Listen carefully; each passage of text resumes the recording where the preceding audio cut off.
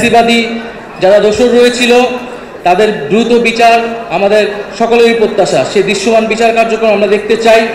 বিচারের মাধ্যমে আমরা আওয়ামী লীগের রাজনৈতিক ফয়সালা করতে চাই এবং গণঅভ্যুত্থানের মাধ্যমে জনগণ আওয়ামী লীগের বিরুদ্ধে 5ই আগস্টই রায় দিয়ে দিয়েছিল।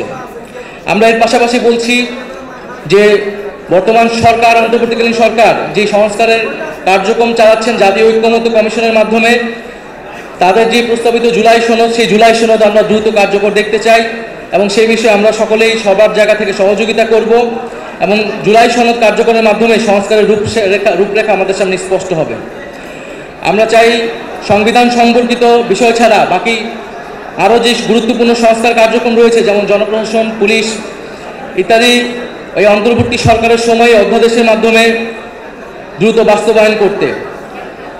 আমরা নির্বাচনের ক্ষেত্রে আমরা বলছি যে সামনের নির্বাচনটা একই সাথে আইনসভা এবং একই সাথে গণপরিষদ নির্বাচন করা সম্ভব এবং এর মাধ্যমে একটি নতুন সংবিধান এবং নতুন করে আমরা গণতন্ত্রের পথে উত্তরণ করতে পারব।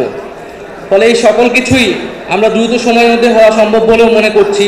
সরকার যে নির্ধারিত সময় দিয়েছে সেই নির্ধারিত সময়ের মধ্যেই এই সকল কার্যক্রম করে নির্বাচনের দিকে যাওয়া সম্ভব। কিন্তু নির্বাচনের আগে অবশ্যই আইন শৃঙ্খলার পরিস্থিতির উত্তরণ ঘটতে হবে। এককভাবে সরকারের পক্ষে কাজ হয়তো সম্ভব নাও হতে পারে, তাই রাজনৈতিক দল, সামাজিক শক্তি এবং অভ্যুত্থানের শক্তিগুলোকে সেক্ষেত্রে ভূমিকা রাখতে হবে।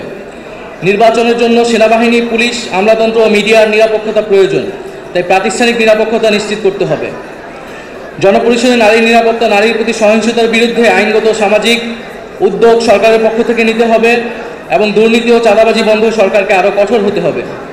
আমরা সাম্প্রতিক সময়ে দেখতে পাচ্ছি কিছু গোষ্ঠী বাংলাদেশ ও ইসলাম ধর্মকে নেতিবাচকভাবে বিশ্বে উপস্থাপনের চেষ্টা করছে, তাই সন্ত্রাস ও উগ্রবাদীদের বিরুদ্ধে আমাদের কঠোর অবস্থান দেখাতে হবে সরকারের পক্ষ থেকে এবং আমাদেরকে সামাজিক এবং রাজনৈতিক জায়গা থেকেও সে অবস্থান দেখাতে হবে। ইসলামের যে সহিংস ও সহানুভূতিশীল মূল্যবোধের চর্চা রয়েছে, যা সাম্য, ইনসাফ ও সম্প্রীতি শিক্ষা দেয়, সেই চর্চা এবং সেই শিক্ষা আমাদেরকে সমাজে নিয়ে আসতে হবে। আমরা মনে করি বাংলাদেশ পুনর্গঠন একদিনে সম্ভব নয়, একটা দীর্ঘ সময় জঞ্জাল সাফের মাধ্যমে বাংলাদেশকে পরিবর্তন করা এবং জনগণের কল্যাণ সাধন সম্ভব। আমরা পুরনো রাজনীতিতে ফেরত যেতে চাই না, আমরা রাজনৈতিক সংস্কৃতির আমূল পরিবর্তন চাই। দলীয় লক্ষ্য আদর্শের বাইরেও মুজিববাদ ও দুর্নীতির বিরুদ্ধে এবং গণতন্ত্র সম্প্রীতির পক্ষে আমরা জাতীয় ঐক্য নির্মাণ করতে চাই। সর্বোপরি জুলাইয়ের আকাঙ্ক্ষা ধারণ করে সকলে মিলে আমরা একটি বৈষম্যহীন, গণতান্ত্রিক, দায় দরদের বাংলাদেশ গড়ব, সেই প্রত্যাশা ব্যক্ত করছি।